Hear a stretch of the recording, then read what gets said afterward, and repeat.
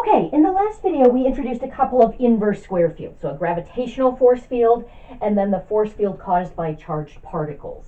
So I've got the one for charged particles up here. So if I have a big charge Q and I'm putting that at the origin and a little charge Q here with R being the position vector that points from the origin to the location of that charge, we get this inverse square field, okay, where, remember, the magnitude of the force is inversely proportional to the square of this distance, but we get a third factor of the magnitude of R in the denominator because what we're doing is we're applying that to the normalized version of R. So one of these goes with the R to give us essentially our R hat, okay.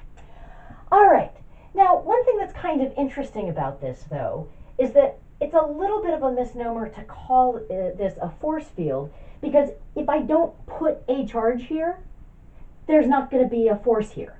There's only a force at a particular location if you actually put a charge at that location. If I don't have a charge here, there's no force at this location. So very often, what we work with instead of that is what's called the electric field. Okay.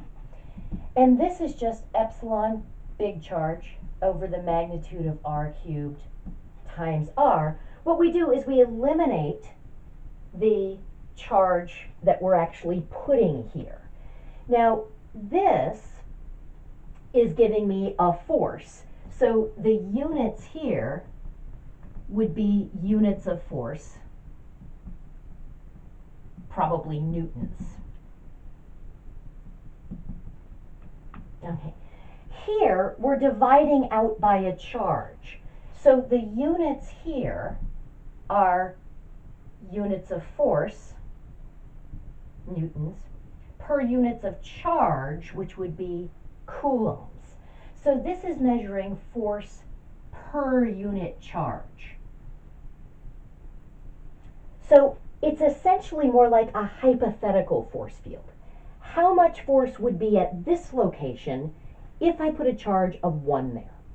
How much force would be at that location if I put a charge of 1 there? And then if I happen to put a charge of 3 here, well, I would just multiply the electric field by 3 and that would give me the force. If I put a charge of -5 somewhere, I would multiply the electric field output by -5 and that would give me the force there. So very often we'll be working with this electric field rather than the actual force field, which again just gives us the amount of force per unit charge we would have if we put a charge at that particular location. We could do something similar with the gravitational force field because, again, if I replace this with an M and this with an M, if there's no planet here, there's no force of gravity acting on the thing that isn't there. So we could do something similar and create what the force would be if I had a mass at this location. It's more commonly done with electric fields, so I just wanted to point that out. That's a common field that we'll be working with. Okay. Another example of vector fields that's going to turn out to be very important for us is something called a gradient field. Okay. So let's suppose I have z equals f of xy, or I could have w is f of xyz. I'm just going to do it this way. Okay. So this is just a real valued function of 2 variables. But I know that the gradient of f is a vector. It gives me the vector whose components are the partial derivatives of f with respect to x and with respect to y. So I can create a gradient field. So I would have my vector field would be mapping from D, my domain, to, we'll say, R2. So the domain would just be some subset of R2, depending on what the domain of my function was. Okay.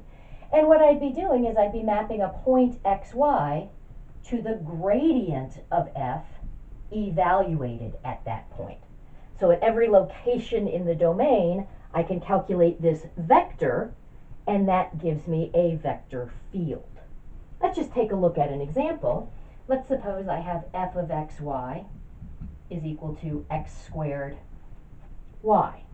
Then I know that the gradient of f would just be 2xy comma x squared.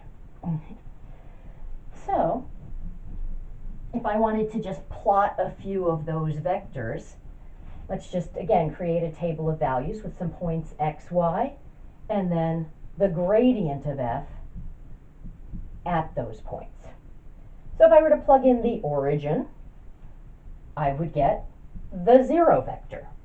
So I would represent that by just putting a bold point here at the origin. Now, if I plug in the point 1, 0, so this is where I'm going to plant my vector now, I get, for the gradient, let's see, 2 times 1 times 0, so I get 0, x squared is 1. So at 1, 0, I would have the vector 0, 1. Okay. If I plot the point 0, 1, okay, I'm going to get 0, 0. So here, I'm getting just a single point as well. If I look at the point 1, 1, I'm going to get the vector 2, 1. So if I came to 1, 1, I would come over 2 and up 1. Didn't quite draw that to scale because I was going to go off the board if I did, but you get the idea. So basically, at each point in the domain of f, I've got this vector that I can associate with that point, which is the gradient of f. Again, remember what that means from, way back when, is that would be the direction that if I'm here, this is the direction in which f is going to increase most rapidly. Okay. So those are gradient vector fields, and there's some important vocabulary that we associate with that. And obviously, if I had a function of 3 variables, the gradient field would just be a vector field in 3 space instead. Okay. So a vector field is conservative if the vector field f is the gradient of f for some real valued function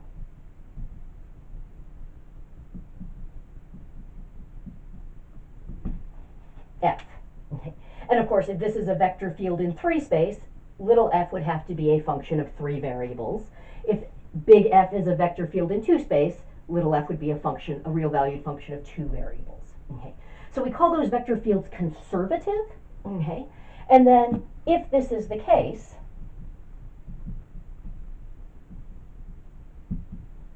we say that the real valued function f is a potential function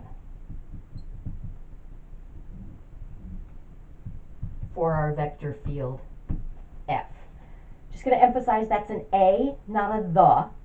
Potential functions are not unique. We'll see that a little bit later on. This vocabulary is awfully loaded. Okay, it's really loaded. This suggests all sorts of things. Conservative, conservation of all sorts of things in the physical world. Potential has me thinking potential energy, stuff like that. There is a reason we're using this vocabulary. At this point, we don't know enough about vector fields to really understand and appreciate the significance of that vocabulary. So I'm just introducing the vocabulary at this point. It's a conservative vector field if it's the gradient of some real valued function. And if so, that real valued function is called a potential function for f. Okay.